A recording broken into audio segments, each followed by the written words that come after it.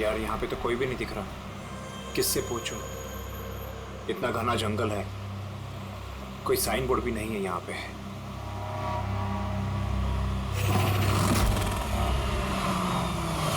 अरे भाई साहब, ये पिपलिया गांव का रास्ता यही है ना?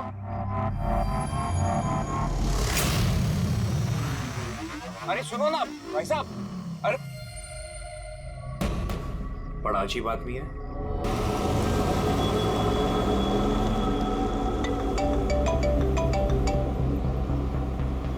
Hi baby. हाय, पहुंच गए? बस पहुंचने वाला हूँ। डोंट टेल मी तुम अब तक नहीं पहुंचे। इतने लेट कैसे हो गए? एक्चुअली क्या है, ये जगह शहर से काफी दूर है और यहाँ ज्यादा लोग भी नहीं दिख रहे मुझे। Alright, tell me, are you missing मी?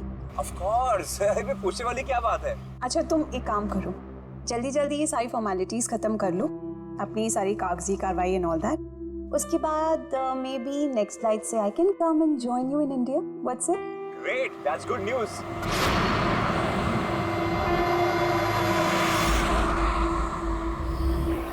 अच्छा बेबी, मुझे लग रहा है कि मैं पहुंच गया हूँ, वो मकान दिख रहा है मुझे। अरे ये गेट क्यों बंद है?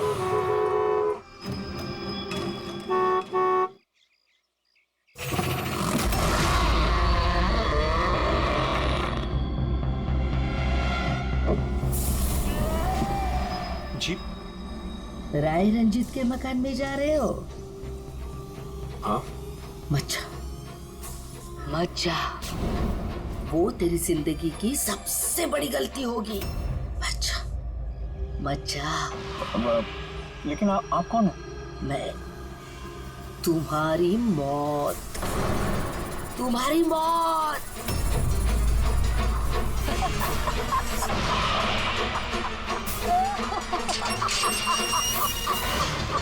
ए बुढ़िया, चल चल, ले जा।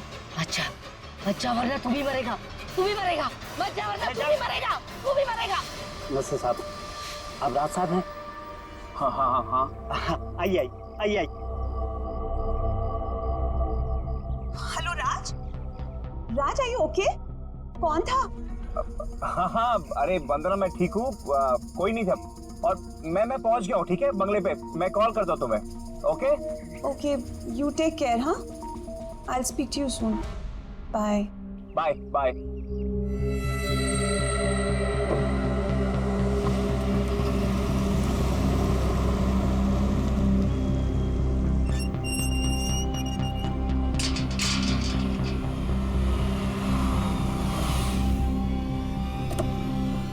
आइए साहब।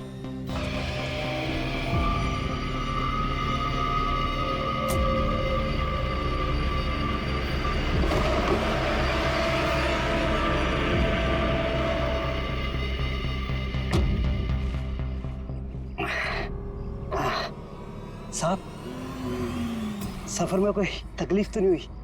नहीं, लेकिन वो औरत कौन थी? बुढ़िया औरत जो आपसे बात कर रही थी ना, लाली नाम है उसका। थोड़ी अजीब सी है।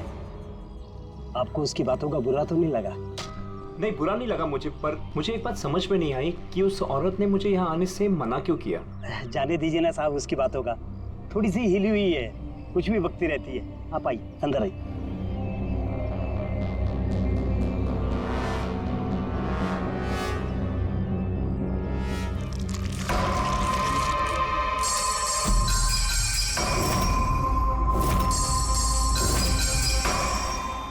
ये आदमी तो मुझे बीच रास्ते में मिला था। उसका नाम कमल है, यहाँ का माली। हमने सोचा अब आप यहाँ पर रहने वाले हैं तो क्यों ना बगीचे के जो रंग बिरंगे फूल हैं फिर से खिल उठाएं। अच्छा, आइए साहब।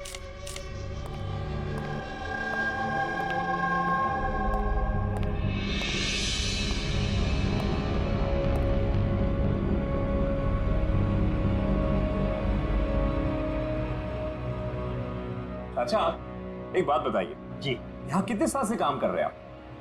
बस साहब ये समझ लीजिए कि मैंने बचपन में चलना यहीं से सीखा था और अब इस घर से तभी जाऊंगा जब मेरी अर्थी उठेगी। साहब, अब ये घर आपका है, कहीं आप मुझे नौकरी से निकाल तो नहीं देंगे? अरे नहीं नहीं नहीं चाचा, ऐसे कैसे बात कर रहे हैं आप? ऐसी कोई बात नहीं, बिल्कुल बेफिक्र रहिए। और इसमें इतने बड़े घर की देख रेख आपके सिवा और कौन कर सकता है? हाँ वाकई में आप बहुत नेक इंसान हैं। आइए।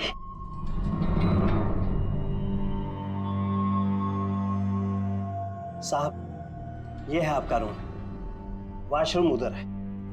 आप फ्रेश हो जाइए, तब तक मैं आपके लिए खाने पीने का बंदोबस्त करता हूँ। ठीक है। ठीक है साहब।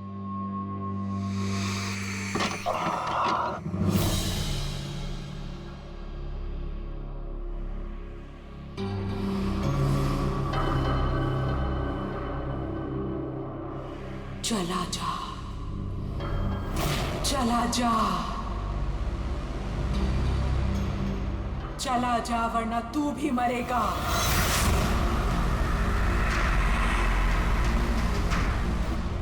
कौन?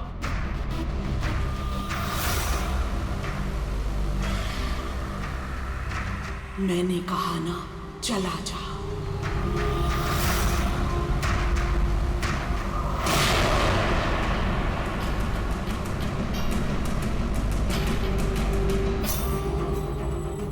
कौन है?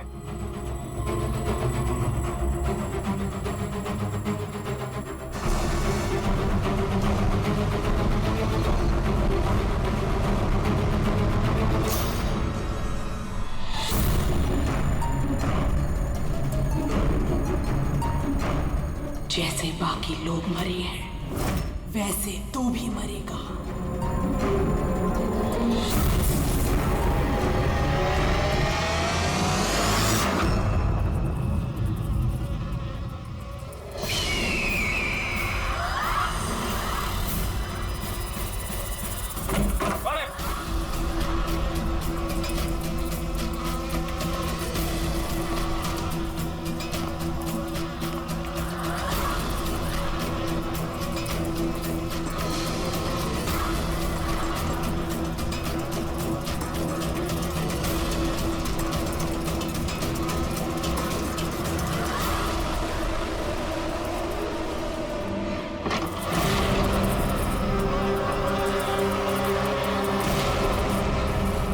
मधुमक्खी?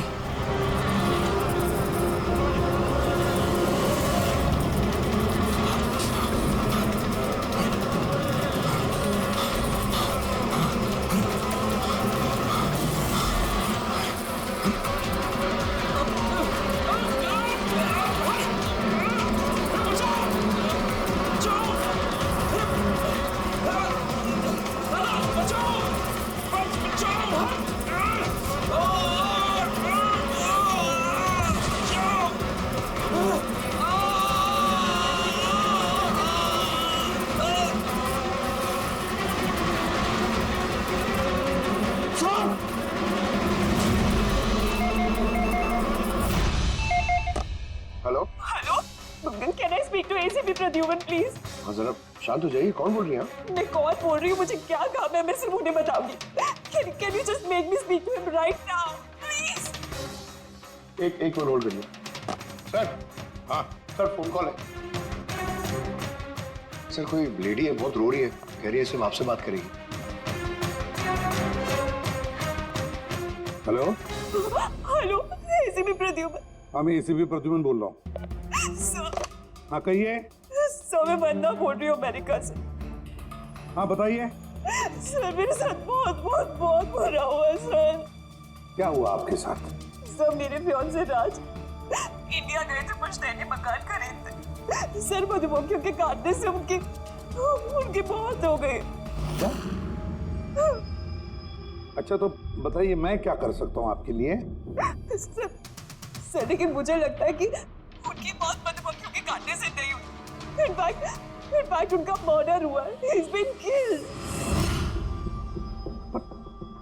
तो ऐसे क्यों लगता है आपको कि उनका खून हुआ है? सर वो जब प्रॉपर्टी खरीदने के बाद कागजी कार्रवाई के लिए जा रहे थे तो तब क्या हुआ? सर मैंने साफ सुना था राज को कोई औरत धमका रही थी। कौन थी वो औरत? No sir, I have no clue. जरा एक बात बताइए, क्या आपके राज की यहाँ इंडिया में किसी के साथ कोई दुश्मनी थी, कोई झगड़ा वगड़ा हुआ था? नहीं सर, राज की किसी के साथ कोई एनिमिटी, कोई दुश्मनी नहीं थी। इनफैक्ट राज तो इंडिया में किसी को जानता ही नहीं था। तो फिर कौन कर सकता है ये? कौन जान नहीं सकता है राज की? क्या आपको किसी पर शक है? नहीं सर, कोई शक नहीं सर। राज तो एक नेक काम करने जा रहे थे। कैसा काम? He wanted to start an orphanage. सिर्फ एक अनाथ आश्रम खोलना चाहते थे वो।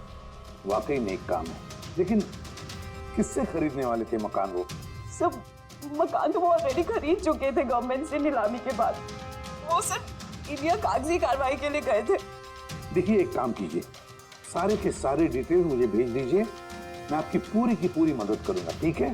सर, मैंने सीआईडी के बारे में बहुत सुना है। सर, मुझे भी जस्टिस मिलेगी ना? वंदना जी, मैं आपसे वादा करता हूं, आपको पूरा का पूरा इंसाफ दिलाएंगे हम, और जिसने भी आपके राज के साथ बुरा किया है उसे हम सजा दिलवाएंगे। वंदना, उसका मंगेतर राज अमेरिका से इंडिया आता है मकान खरीदने, अनाथाश्रम चलाने, और राज की मौत होती है मधुमक्खी के काटने से। इंटरेस्टिंग।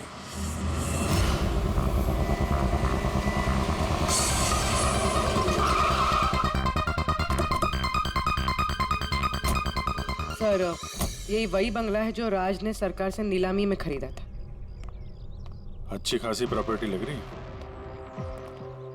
आप देखभाल करते हो उस जगह की? जी हाँ, कहिए। कहेंगे आप, हम सिर्फ सुनेंगे। क्या मतलब? सीआईडी? क्या बात होगी सर? राज राकेश नाम के एक आदमी का खून हुआ है यहाँ पे। बहुत बुरा हुआ सर उनके साथ। उन्होंने ही सरकार से ये मकान खरीदा था। हाँ, उन्हीं की बात कर रहे हैं। उनका खून नहीं हुआ, मधुमक्खियों के काटने से उनकी मौत हुई है। मैंने खुद अपनी आंखों से देखा था। ये देखा होगा आपने, लेकिन यहाँ इस बंगलों में आने से पहले किसी औरत ने उन्हें धमकी दी थी। कुछ जानते हो उस औरत के बारे में? अच्छा, वो लाली साहब, वो बुढ़िया तो बेतुकी बेसर की बातें करती रहती है। आप उसकी बातों को गंभीरता से मत लीजिए। क्या गंभीरता से लेना और क्या नहीं वो हम तय कर लेंगे। आप ये बताइए कि वो लाली वो रहती कहाँ है? कहीं भी नहीं सर। कहीं भी नहीं मतलब? उस बेचारी का ना तो अपना कोई घर है और ना ही कोई अपना परिवार। बस दिन भर इधर उधर घूमती रहती है। नहीं, कहीं तो बैठती होगी, खाना वाना खाती होगी, कोई एक जगह होगी ना जहाँ पे वो रहती होगी ज्यादातर। हाँ, पास में एक तालाब है, अक्सर वहीं बैठी रहती है। अच्छा, दे क्या तुम इस लाली से मिल लो, तब तक इस मकान का चक्कर लगा लेता हूँ मैं। ठीक है, अब जरा वो जगह दिखाओ जहाँ पे खून हुआ था। आइए साहब। राज साहब यहाँ गिरे पड़े थे।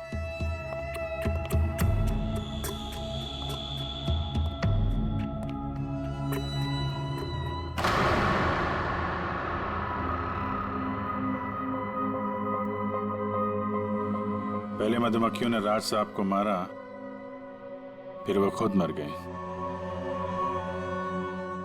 ये मधुमक्खी के हमले यहाँ पे अक्सर होते रहते हैं क्या? नहीं साहब, इससे पहले तो मैंने एक मधुमक्खी भी नहीं देखी यहाँ। पता नहीं राज साहब के पीछे इतनी सारी मधुमक्खियां अचानक कहाँ से आ गई। राय रंजीत की हवेली से आ रहे हो ना तुम लोग? राय रंजीत की हवेली से आ रहे हो ना तुम लोग?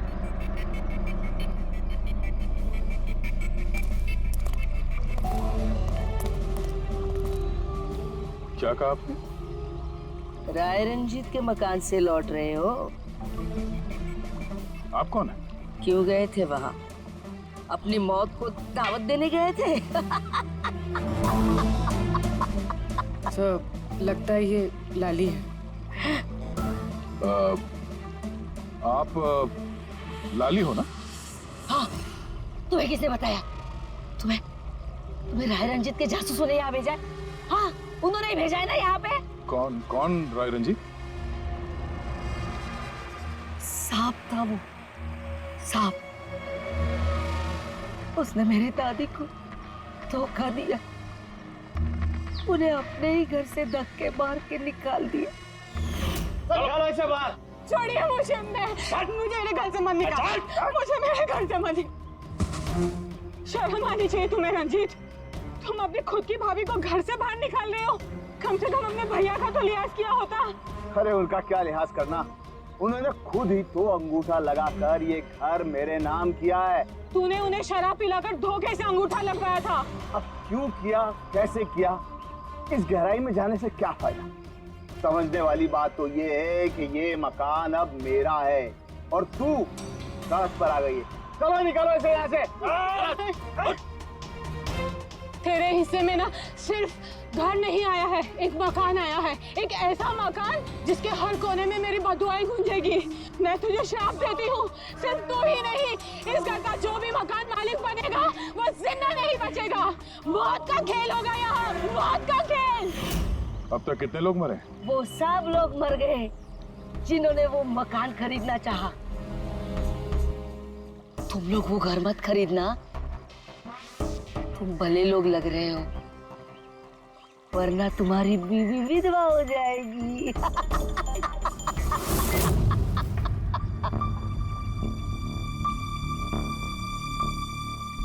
माँ जी, ये कुछ पैसे हैं, काम आएंगे।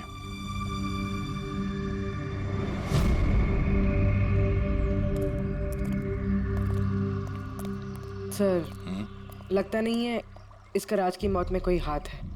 ये तो खुद बेचारी सदमे और विश्वास में लग रही है। हो सकता है राज की मौत कोई मर्डर ही ना हो, कोई हादसा हो।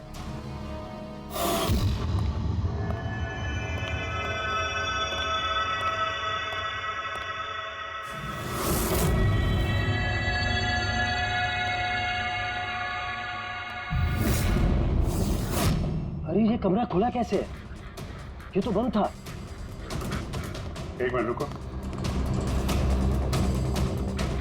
शायद राज ने खोला।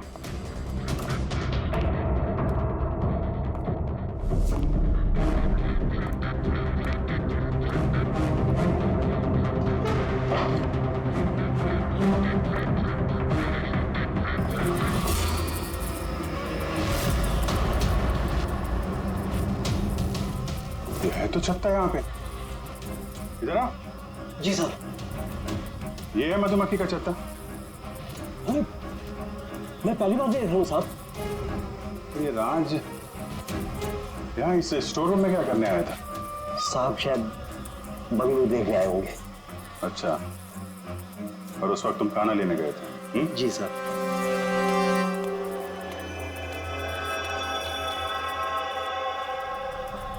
वो कौन है? वो कमल है साहब, यहाँ का माली। जब राज साहब की मौत हुई थी तो ये था यहाँ पे? जी हाँ था। कमल, इधर आओ, साहब बुला रहे। जी सर। कमल, जब राज साहब की मौत हुई थी तो यहाँ आसपास किसी अनजान आदमी को देखा था तुमने? कोई अजीब सी घटना हुई हो? नहीं साहब। तो ये छत्ता यहाँ पे है तो तुम्हें कुछ काम करने में परेशानी नहीं होती? मधुमक्खी ने काटा नहीं तुमको कभी? नहीं सर, मधुमक्खी तो तब काटती ना जब यहाँ कोई छत्ता होता। पहले तो मैंने छत्ता यहाँ देखा ही नहीं साहब। क्या बात कर रहे हैं? हाँ साहब, मैंने आपसे पहले कहा ना कि इससे पहले इस घर में हमने एक मधुमक्खी भी नहीं देखी। कमाल है, फिर ये छत्ता आया कहाँ से? और मधुमक्खियों ने राज को ही क्यों काटा? ये तो कोई एक्सपर्ट ही बता सकता है। आसान के क्या पता चला राज की मौत के बारे में? मौत कैसे हुई?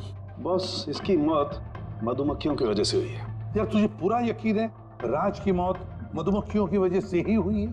हाँ बॉस, ये डॉक्टर ने जो रिपोर्ट बनाई है मैंने वो भी देख ली, इस राज का अच्छी तरह से चेकअप भी कर लिया। मुझे पूरा यकीन है राज की मौत मधुमक्खियों के डंक के जहर की वजह से ही हुई है। सर, बचपन में मुझे मधुमक्खी ने काटा था, मैं तो जिंदा हूँ। हाँ सालूम के साहब, पंकज पे जहर का असर क्यों नहीं हुआ? नहीं, पंकज को मधुमक्खी ने काटा था, मधुमक्खियों ने नहीं काटा था। बस अगर एक दो मधुमक्खी काटे तो बात समझ में आती है, लेकिन सैकड़ों मधुमक्खियां अगर हमला कर दे तो इट्स इम्पॉसिबल। मधुमक्खियों के डंक से साळुंखे कहता है कि राज की मौत मधुमक्खियों के डंक से हुई है, मधुमक्खियों के जहर से। और राज की मंगेतर वंदना कहती है कि राज का खून हुआ है।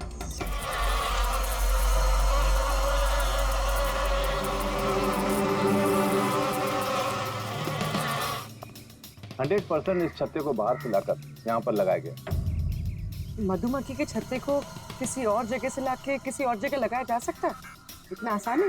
इतना मुश्किल भी नहीं। शहद के व्यापार के लिए अक्सर ऐसा किया जाता है। आप बता सकते हैं कितने दिन पहले इस छत्ते को यहाँ पे लगाया गया? ज्यादा दिन नहीं, लगभग 2-3 दिन। सर अगर मान भी ले कि खूनी ने ये छत्ता यहाँ पर इसलिए लगाया था कि वो राज को मार सके, लेकिन उसे कैसे पता था कि ये मधुमक्खियाँ राज पे ही हमला करेंगे, किसी और पे नहीं? मधुमक्खियाँ बिना वजह किसी पे भी डंक नहीं मारती, क्योंकि डंक मारने के बाद उनकी खुद की भी मौत हो जाती है। तो ऐसी क्या चीज है जो उन्हें उत्तेजित करती है अटैक करने के लिए? देखिए, जब उन्हें लगता है कि सामने वाले इंसान से उन्हें कुछ खतरा है। अच्छा केदार साहब, ऐसा हो सकता है क्या कि मधुमक्खियों को ट्रेन किया जा सके कि वो किसी एक आदमी पे हमला करें? कैसी बातें करते हैं अभिजीत साहब, ये मधुमक्खियाँ शार्प शूटर नहीं कि कोई भी इन्हें कह दे कि फला फला को डंक मारकर आ जाए। अच्छा, आपने अभी भी कहा कि ये मधुमक्खी किसी को काटने के बाद ये खुद भी मर जाती है, तो ऐसी क्या मजबूरी है कि वो किसी को काटती है? जरा डिटेल में समझाएंगे? मधुमक्खी जब भी किसी को डंक मारती है तो फेरोमोन नाम का एक गंध छोड़ती है, जिससे कि बाकी मधुमक्खियां सचेत होकर सब मिलकर उस पर हमला कर देती है। इसीलिए मैंने पहले भी कहा था, मधुमक्खियां बिना वजह किसी पे भी हमला नहीं करती। जरूर राज ने मधुमक्खी के छत्ते के साथ कुछ छेड़खानी की होगी। सर खूनी को कैसे पता था कि राज इस छत्ते के साथ छेड़खानी करेगा? कहीं ये मौत वाकई हादसा तो नहीं? नहीं पूर्वी, राज के आने के ठीक 2 दिन पहले इस छत्ते को यहाँ पे लगाना ये कोई सहयोग तो नहीं हो सकता। सर राज की मौत के बाद ये घर वंदना के नाम हो जाएगा, कहीं इन सब के पीछे वंदना तो नहीं है? वंदना इंडिया कब आ रही है? What nonsense! How could you even think like that? आप ऐसे कैसे सोच सकते हैं कि राज की मौत के पीछे मेरा हाथ हो सकता है? और फर्ज कीजिए कि राज की मौत के पीछे मेरा हाथ था, तो मैं आप लोगों को फोन क्यों करती? पुलिस तो ऑलरेडी ये केस क्लोज कर चुकी थी ना। देखिए, हम सिर्फ पूछ रहे हैं। वैसे राज जी के बाद ये मकान किसके नाम पे है? I don't know. राज ने गवर्नमेंट से मकान खरीदा था, तो शायद गवर्नमेंट को वापस मिल गया। मुझे अभी तक कोई नोटिस नहीं है। हाल फिलहाल में राज का किसी के साथ कोई झगड़ा हुआ था? I have already told you that Raj एक नेक दिल इंसान थे और उनका किसी से दुश्मनी होना वाज इम्पॉसिबल। अगर मुझे पता होता कि राज की नेक दिली उनकी जान ले लेगी तो मैं उन्हें कभी इंडिया आने ही नहीं देती। ये अनाथ आश्रम खोलने का ख्याल राज जी के दिमाग में कैसे आया? राज खुद अनाथ थे, इसलिए वो दूसरे अनाथ बच्चों की फीलिंग समझते थे। वो अनाथ बच्चों को घर जैसा माहौल देना चाहते थे, और जैसे उन्हें पता चला कि गवर्नमेंट ये मकान नीलाम कर रही है, तो राज ने सबसे ऊंची बोली लगाकर ये मकान खरीद ली। तो कहीं इस राज की मौत का कारण ये घर तो नहीं? हो सकता है कोई और भी इस घर को खरीदना चाहता था, राज बीच में आ गया इसलिए। What? कोई इतना नीच कैसे हो सकता है? इस दुनिया से इंसानियत उठ गई है क्या? इंसानियत है वंदना जी, इंसानियत है, लेकिन कुछ लोग हैं जो इंसानियत में जहर घोलने पे तुले हुए हैं।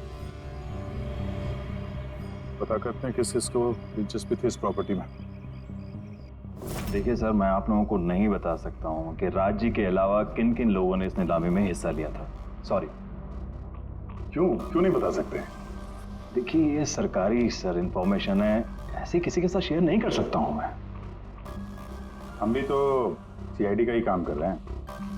हाँ, वो सब ठीक है, लेकिन क्या है कि अगर सरकारी नोटिस मिल जाए तो मैं ये आपको इन्फॉर्मेशन दे सकता हूँ, उसके बिना नहीं दिखा सकता सर। नोटिस मिल गया। आप खुश हैं? आप देखिए, अगर काम कायदे से होता है तो अच्छा लगता है। हाँ ठीक है, ये लीजिए,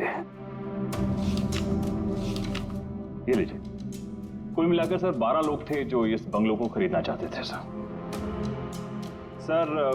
इस बंगलों के पास एक्चुअली सरकार एक हाईवे बना रही है, इसलिए सब लोग बढ़ चढ़कर बोली लगा रहे हैं और हर कोई इस बंगलों को खरीदना चाहता है। अच्छा, ये राज जी की मौत के बाद अब ये मकान किसको मिलेगा? देखिए, राज जी ने कागजी कार्यवाही पूरी नहीं की थी, इसलिए नीलामी अब दोबारा से होगी और जो विजेता होगा उसको ये बंगलो मिल जाएगा। आई सी। और ये नई नीलामी कब होगी?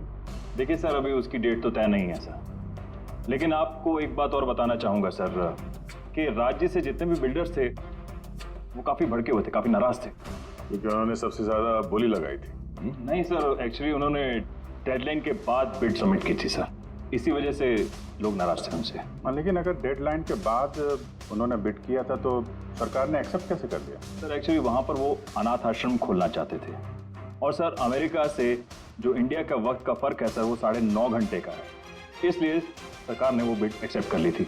देखिए, अब घर तो उसी को मिलेगा जिसकी किस्मत में होगा सर। किस्मत में नहीं भी होगा तो उसने अपनी किस्मत की रेखाएं बदलने के लिए कोशिश तो की होगी और जरूर इस लिस्ट में से ही कोई होगा वो। ललित जी, अब तो ये दोबारा नीलामी होगी, तो जिन लोगों ने अप्लाई किया है इस दूसरे नीलामी के लिए, क्या हम उनकी लिस्ट देख सकते हैं? नो सॉरी, ये लिस्ट आपको मैंने इसलिए दिखा दी कि ये नीलामी हो चुकी है, लेकिन वो जो नई लिस्ट आने वाली है सर वो तो आप किसी भी कीमत पर नहीं देख सकते। अरे अरे अरे अरे सारंगी, तू क्या करने क्या जा रहा है यार? क्या सुन रहा हूं मैं? जो सुना है सही सुना बस। क्या सुना? रिजाइन हो रहा है तू? हाँ। क्यों क्यों? बस मेरा टाइम आ गया। क्या टाइम आ गया? 1 मिनट टाइम है यार अभी। अरे ये टाइम नहीं यार। तो फिर देखो, हर इंसान को लाइफ में एक न एक दिन रिटायरमेंट लेना पड़ता है ना, चाहे वो क्रिकेटर हो, म्यूजिशियन हो, कोई भी हो। मेरा भी टाइम आ गया, मैं भी रिटायरमेंट ले रहा हूँ। अबे कहाँ जा रहा है तू? ये देख लो। ये क्या है? देख लो देख लो। यार क्या तू कर रहा है सारुण? के समझ में नहीं आ रहा है ये एयर टिकट कहाँ जा रहा है? हाँ, लंदन। अरे वाह रे वाह। पंकज कैंसिल कर। नहीं कैंसिल नहीं होगा। अबे रिफंड मिल जाएगा, पैसे वापस मिल जाएंगे, कल की टिकट है, डोंट वरी। मुझे रिफंड नहीं चाहिए, मैं जा रहा हूँ वापस। यार तू ऐसे कैसे जाएगा? क्या हुआ क्या? अरे इतनी बड़ी गलती होगी कि शर्म आ रही है अपने आप पर। ऐसी कौन सी गलती हो गई? वो मधुमक्खियों वाला केस। मधुमक्खियों वाला केस? हाँ यार, हादसा नहीं है बॉस, वो खून है खून। यही मुझसे गलती हो गई।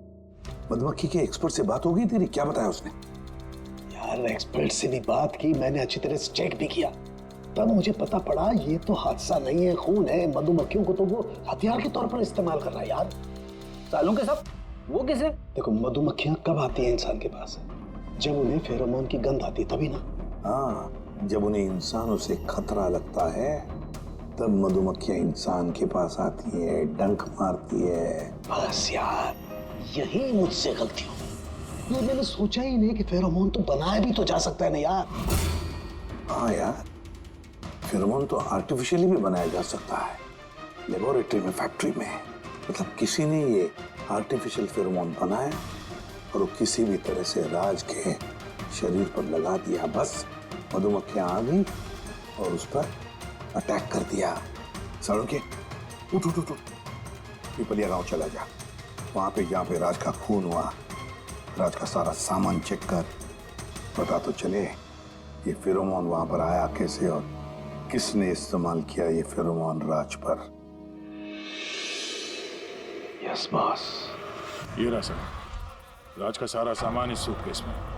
ठीक है सर, एसीपी साहब बता रहे थे आप रिटायर होने वाले हो।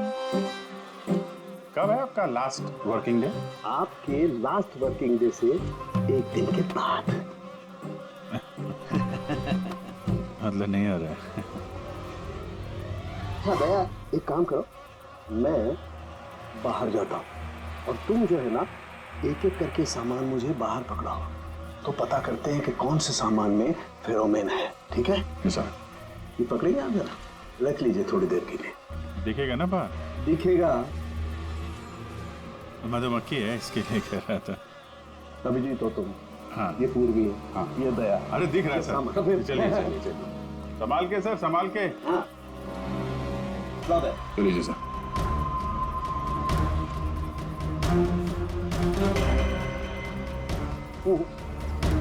नहीं, इसमें फेरोमोन नहीं।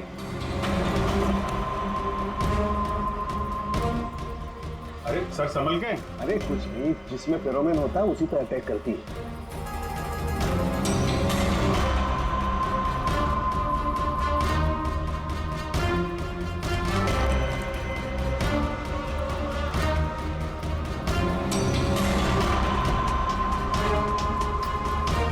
अरे यार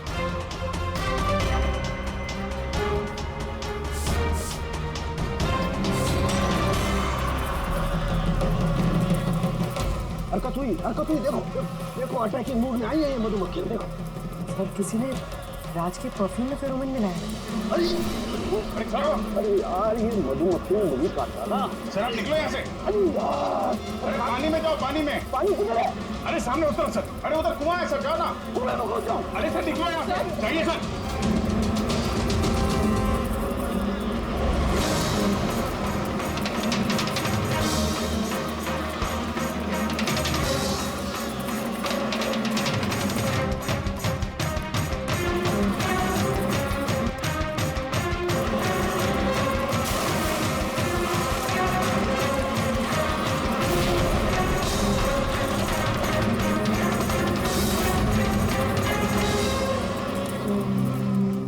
आप ठीक हो सर? बाप रे बाप, ये मधुमक्खियां आपको रिटायर नहीं होने देंगी सर। बाहर निकालो मुझे। आइए आइए आइए सर। मधुमक्खी, अरे नहीं, आइए आइए सर, आइए। हेलो जी, नमस्ते, कैसे हैं आप? जी मैं चंदूमल फंडूमल कंकेशबाज। अरे वाह, बहुत लंबा नाम है आपका। बताइए क्या काम था आपको? जी वो नीलामी के लिए आया था मैं। वो पुराना वाला बंगलो हाईवे के पास, वो खरीदना है मुझे। सर ऐसे नहीं खरीद सकते हैं सर, उसमें नीलामी होगी तभी वो जो जीतेगा वही खरीद सकता है। अरे तो पैसा लगाएगा ना, मैं पैसा लगाएगा। देखिए अब टाइम नहीं बचा है, सिर्फ 15 मिनट बचे हैं, आप लेट हो गए। अरे क्या बात कर रहे हैं सर, 15 मिनट में क्या क्या हो जाता है। ये देखिए ना, मैं तो ये बेड का लिफाफा भी लाया हूँ, ये देखिए। राकेश इधर रजिस्टर लेकर आ।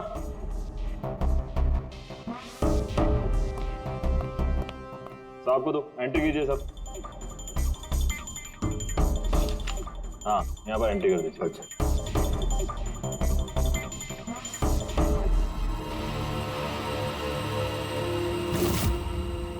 यहाँ साइन कर दीजिए लास्ट को। Good, like. अच्छा वेरी गुड, ये तो अच्छा हो गया सर। वो बंगले का चाबी। और मजाक कर रहे हैं? अरे चाबी ऐसे थोड़ा ना मिलती है। अरे भाई बोली लगेगी, नीलामी होगी, उसके बाद जो जीतेगा उसको मिलेगा। भाई क्या बात कर रहे हैं आप? बेट तो मैं ही जीतूंगा, ये पक्का है। भाभी और बच्चों को मेरा प्यार देना, ठीक है सर? Thank you. पता नहीं कहाँ कहाँ से चले आते हैं, कमाल है।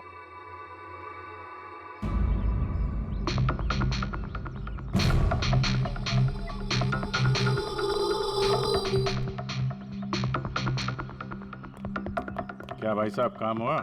सर ये देखिए चंदूमल फंडूमल कंकेशवास का कमाल। Good job Pankaj. 12 में से 2 लोग हैं जिन्होंने दोबारा बोली लगाई है इस मकान को खरीदने के लिए, हेमंत और रोशन। मतलब खूनी इन्हीं 2 में से कोई हो सकता है। अब ये वक्त आ गया है कि बता दिया जाए कि नीलामी का विजेता आखिर है कौन। और मुझे बताते हुए बहुत खुशी हो रही है कि नीलामी के जो विजेता है मिस्टर रोशन। रोशन जी आपको बहुत बहुत बधाई। 1 मिनट, काय की बधाई हो? सबसे ज्यादा बेट मैंने लगाई थी, ये कैसे जीत गए? देखिए भाई साहब, आपको कोई गलतफहमी हुई है। सबसे ज्यादा बेट मिस्टर रोशन ने लगाई थी, इसलिए रोशन को मकान दे दिया गया।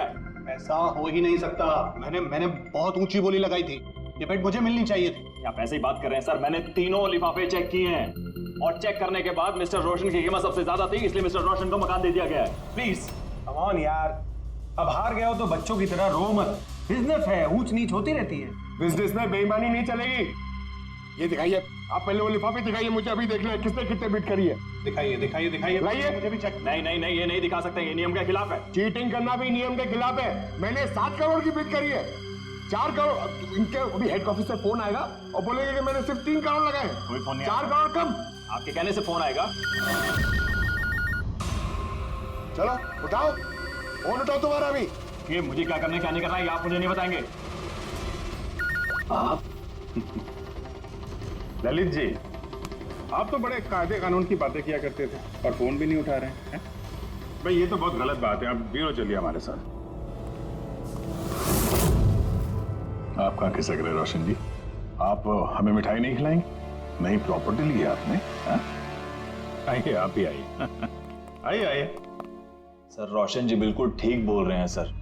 सर रोशन जी का इससे कुछ लेना देना नहीं है। जो भी फ्रॉड हुआ है सर मैंने किया है। ये रोशन का जुर्म अपने सिर पर क्यों ले रहे हो? अच्छा खासा पैसा दिया है क्या रोशन ने तुम्हें? और एक बात याद रख लो, ये पैसा खर्च करने को नहीं मिलेगा, क्योंकि तुरंत फांसी होगी तुम्हें। सर इतनी सी बेईमानी के लिए फांसी चढ़ा देंगे? नहीं नहीं नहीं, बेईमानी के लिए नहीं, खून के लिए, खून के लिए फांसी होगी। सर खून? किसका खून सर? राज राकेश का खून, जिसने पिछली नीलामी में वो घर, वो प्रॉपर्टी खरीदी थी। सर लेकिन मैंने किसी को नहीं मारा सर। सर मैंने नहीं मारा है सर किसी को। पता है, इस रोशन ने मारा है, तो इसकी पोल खोल दो, वरना इसके पाप का मटका तुम्हारे सिर पे फूट जाएगा। सर ये क्या कह रहे हैं सर आप? मैं भला राज को क्यों मारूंगा सर? इस प्रॉपर्टी के लिए, और किस लिए? क्या कह रहे हैं आप सर? सर मैं मानता हूं कि मैं ललित के साथ मिलकर नीलामी में छोटी मोटी हेरा फेरी करता था, पर सर एक प्रॉपर्टी के लिए किसी का मर्डर थोड़ी कर दूंगा मैं। मतलब तुम्हारे कहने का मतलब है तुमने ये खून नहीं किया? नहीं सर।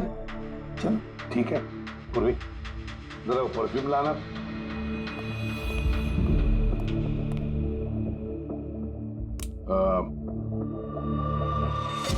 ये परफ्यूम छिड़क दूं? हाँ? बाहर मधुमक्खियों का छत्ता है, क्या बोलता है? Sir perfume? हाँ? आपकी मर्जी सर, लेकिन हमारे इस केस से परफ्यूम का क्या लेना देना सर? मुझे वाकई पता नहीं इस परफ्यूम का कोई इस केस से संबंध है। सर जी हम सच कह रहे हैं सर, राज जी की मौत से हमारा कोई संबंध नहीं है सर। ललित बिल्कुल ठीक कह रहा है।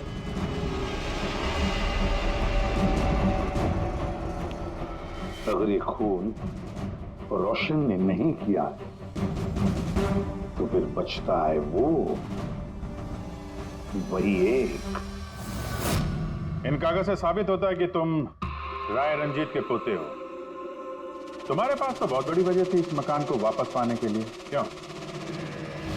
देखिए, राय रंजीत का पोता होने से यह साबित नहीं होता कि यह खून मैंने किया है। हेमंत जी, खूनी कभी कभी अपने जुर्म के सबूत अपने साथ लेकर चलता है, जैसे तुम।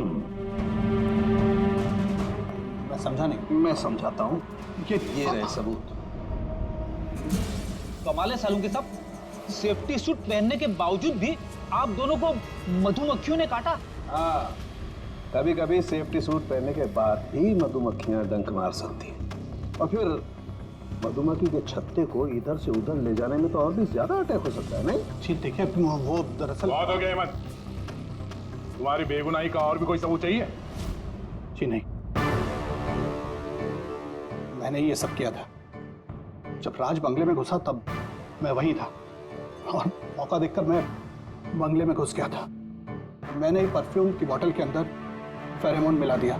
उसके बाद राज को आवाज से डिस्ट्रैक्ट किया, मधुमक्खी के छत्ते तक लेकर गया, और उसके बाद का काम मधुमक्खियों ने कर दिया था। मुझे मेरा पुश्तैनी मकान वापस चाहिए था। वाह रे वाह, अपने पुश्तैनी मकान के लिए तुमने एक नेक इंसान का खून कर दिया। कानून तुम्हें कभी माफ नहीं करेगा। तुम्हें कम से कम आजीवन कारावास की सजा होगी। ले जाओ इसे पंकज।